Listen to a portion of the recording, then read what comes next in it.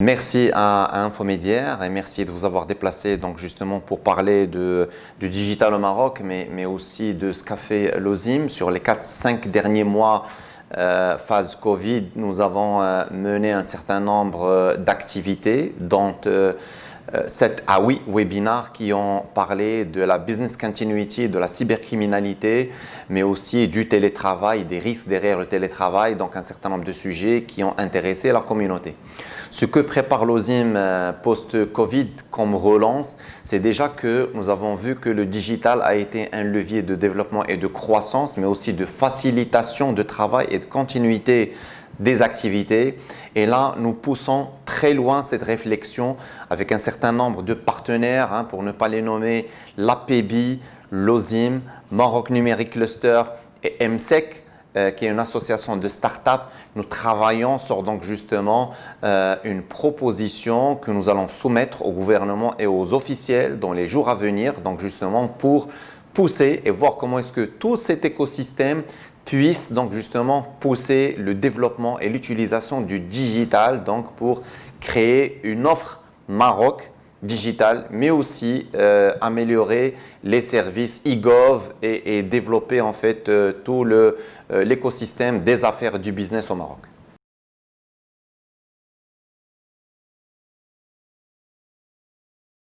Alors bien évidemment, on sait que le corpus réglementaire est relativement assez mature.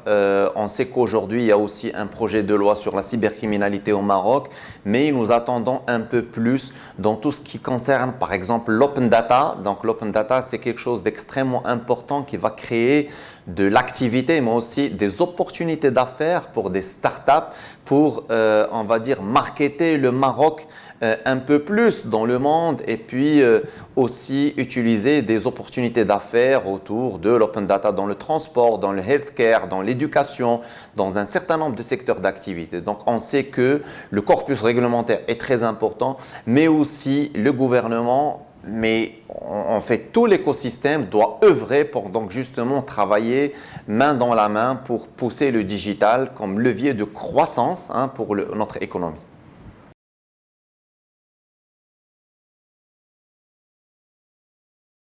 Alors d'abord, le digital n'est plus un luxe, ça on le sait. Je pense que c'est un must-have. Vous avez vu qu'un certain nombre, on prend l'exemple de la restauration, des restaurants et des snacks qui ont utilisé le delivery à travers des applications. Donc on sait que le digital aujourd'hui peut booster le business, peut booster les affaires et ça, on veut en faire un axe de développement stratégique. Le développement des startups est aussi quelque chose d'extrêmement important, mais aussi la PME, et elle doit être accompagnée pour qu'elle puisse aussi s'embarquer dans cette vague du digital et de l'automatisation des process. Cela ne peut qu'avoir on va dire un rendu, un retour sur investissement positif pour notre économie.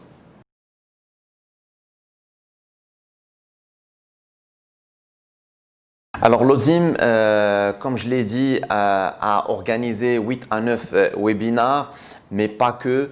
Il y a 2 ou 3 jours, on a été aussi sur le recrutement d'une dizaine de tuteurs pour notre programme Oz Education. Je rappelle qu'Oz Education est un programme qui vient en aide à des bacheliers brillants venant de zones défavorisées ou qui n'ont pas des opportunités pour faire des études supérieures de haut rang. Donc, Oz Education, c'est un vecteur très important. En termes de communication, nous avons lancé Ozimag qui aujourd'hui est un recueil d'informations sur le digital et l'IT. Dans les mois à venir, nous intervenons sur des conférences internationales sur la cybercriminalité, mais aussi le digital. Et nous préparons aussi nos assises de Lozim 2021. Nous l'avons poussé, donc en principe, ils étaient planifiés pour octobre 2020. Nous l'avons poussé pour 2021.